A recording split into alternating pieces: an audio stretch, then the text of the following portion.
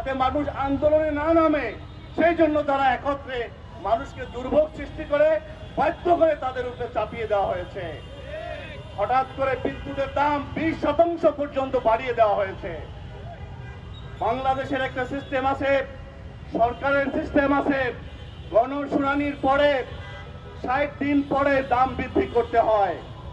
PDB একটি সংস্থা মাত্র, পিডিবি রোজার আগে 19 তারিখে 19শে মে তারা দাম বৃদ্ধির প্রস্তাব দিয়েছে।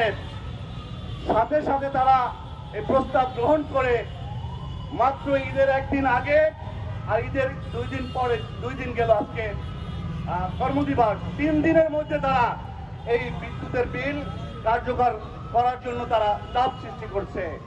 ইংরেজদের সেই নীল চাষীদের কাছ থেকে যে রক্তশোষাদের জমিদার প্রথা ছিল, আপনারা তো সেই জমিদার প্রথা শুরু করেছেন। একদিকে আপনি কৃষক কাজ দিচ্ছেন, অপরদিকে আপনি জানছেন কৃষক যে চাষাবাদ করে তা কিন্তু বিদ্যুতের মাধ্যমে, পাম্পে পানির মাধ্যমে বিদ্যুৎ দিয়ে তারা চাষাবাদ করে। বিদ্যুতের দাম বৃদ্ধি পাওয়া মানে হলো কৃষকরা আপনি যে সহযোগিতা করছেন তার চেয়ে আরো বেশি তাদের উপরে চাপিয়ে দেওয়া। বিদ্যুতের দাম বৃদ্ধির সাথে সাথে কল কারখানা শুরু করে সকল সেক্টরে দাম বৃদ্ধি পাবে। জনগণ বর্তমানে দ্রব্য মূল্যের